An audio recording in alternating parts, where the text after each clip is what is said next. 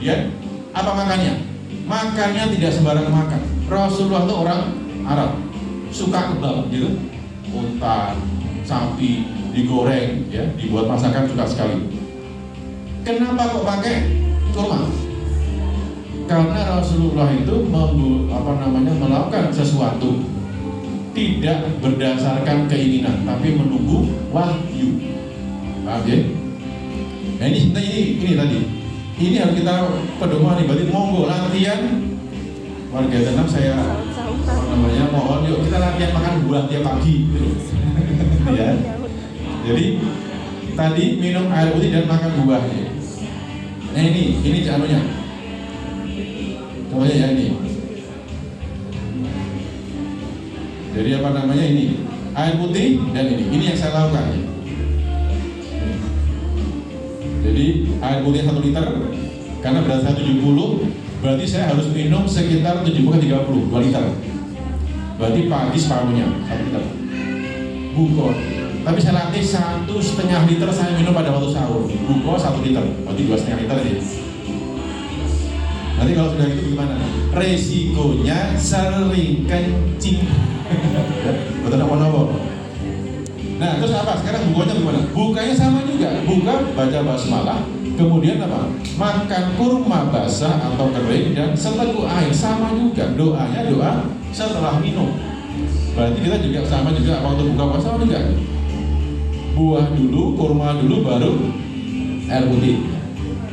Jadi sini kelihatan nggak bahwa dalam puasa hanya 2 yang kita asuh. Minumnya minuman alami air putih, makanannya buah segar. Kalau ibadahnya kurma. Nah, ini dalil ilmiahnya. Yang sama aja juga biologis. Ini biokimia. Ini begini.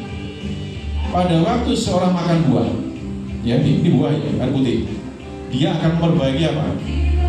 Master biological clock, jadi akan memperbaiki sistem sirkadian tubuh dia. Malam tidur, pagi usaha itu ada ya. Jadi dia menurut dengan apa? Dengan warna matahari, gelombang cahaya. Nih, terus kemudian juga memperbaiki apa? Ini memperbaiki apa? Peripheral biological clock. Jadi akan memperbaiki ini hepatosit, sel-sel hati. Dengan kita makan buah dan minum air putih tadi akan terjadi regenerasi sel hati yang namanya gluconeogenesis, lipolysis, ya. Jadi nanti akan membersihkan. Jadi puasa dengan buah tadi akan membuat sel-sel kita yang muda-muda akan makan temennya yang sudah tua-tua atau sakit-sakitan atau virus untuk dibuang. Dia ngambil namanya protein, ya. Membentuk energi melalui protein itu namanya gluconeogenesis. Hanya ada terjadi kalau kita puasa, sahurnya dengan buah. Ini apa ini? Ini juga akan bisa membongkar lemak. Berarti kalau puasa awal Syawal tambah gemuk itu lucu. Ya makanya berarti sahur buahnya banyak sekali ya. Terus nih tadi makannya juga akan memperbaiki sel-sel otot. Ini sel-sel lemak, sel-sel otot. Ini apa? Memperbaiki sistem pencernaan. Coba lihat ya. Jadi ilmu ini kalau kita hubungkan dengan sunnah itu sangat berhubungan. Lihat ya. Nah, jangan seperti ini ya. Apa? Sahurnya makan lazim, nasi lauk, akhirnya terus nanti apa?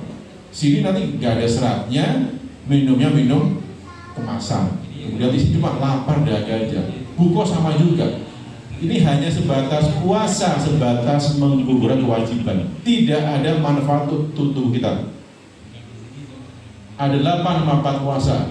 Apa? Pertama, puasa itu menurunkan berat badan, kemudian akan memperbaiki masalah pencernaan, akan memperbaiki sensitivitas insulin. Bagi yang punya kencing manis, bisa diperbaiki sel beta Langerhansnya, pankreas, ya. Terus kemudian apa? Nih, puasa bisa memperlambat penuaan, tapi makan buah, ya, bukan makan nasi lauk. Terus bisa menjaga sistem imun prima. COVID masih ada, jangan pikir sudah nggak ada, masih ada dan masih berkembang, masih menular. Dengan puasa ini solusi sehat untuk bisa membuat imun prima. Kemudian apa? Bisa menaikkan hormon pertumbuhan. Kita bisa mulai meregenerasi dengan cara hormon ini kita naikkan. Kemudian mengurangi peradangan. Peradangan adalah jembatan untuk membuat kerusakan sel. Dan ini untuk yang sepuh-sepuh tadi, dia bisa untuk memperbaiki fokus perhatian, gak gampang lupa. Sekarang apa yang terjadi pada waktu kita puasa? Ya, nih, puasa dari fajar sampai subuh ini merupakan intermittent fasting. Berapa? Puasanya 9,5 jam, ya. Terus makannya tinggal 4,5 jam. Pada waktu awal puasa nih terjadi peningkatan hormon pertumbuhan. Nah ini pada 13 jam kemudian pembakaran lemak terjadi. Makanya kalau pada waktu puasa kita dengan benar caranya, ini sebenarnya kita cuma diizinkan 1 jam saja makan lazim, karena pagi sudah pakai apa? Pakai buah, sore juga buah juga. Cuma tinggal di sini aja. Ya. Nah ini juga tadi waktu kita pakai buah dan putih akan membuat pembersihan ginjal, pembersihan pencernaannya.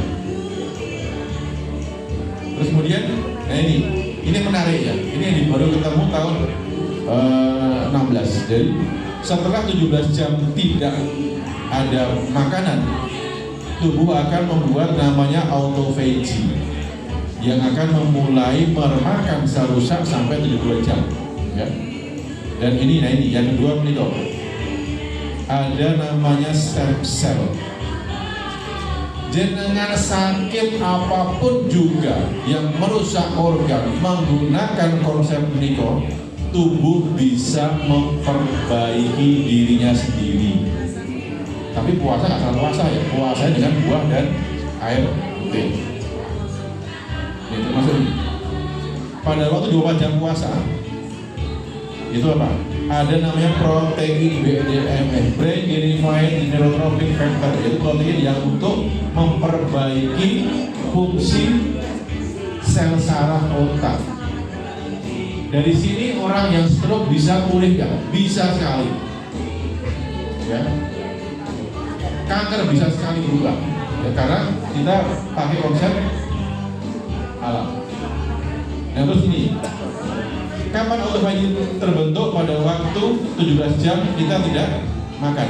Tadi dari fajar sampai maghrib berapa? 13,5 jam. Kita perlu tambah lagi kapan?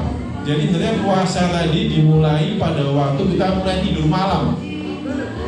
Ya, jam 9 malam. Ini berapa? 6 jam. Teruskan sampai jam 1, jam 2 ini 17 jam. Nah, dari sini sampai maghrib tadi dia tidak ada makanan. Ini yang namanya autophagy. Ya. Terus yang kedua di sini, pada waktu sahur tadi, kalau jenengan sahurnya pakai nasi, lauk, sereal, apalagi teh manis, ini akan terputus, Bu, Pak. Eman dapat 6 jam dipedot di sini, 0 lagi. Berarti kita cuma puasa berapa? 13,5 jam. Tidak mungkin sampai ke autophagy. Ini enggak, orang-orang nggak paham. Faktor puasa, faktor loro, faktor enak, jangan. Di sini harusnya buah dan air putih supaya apa? Supaya kita bisa membuat puasa selama 17 lebih jam. Paham ya?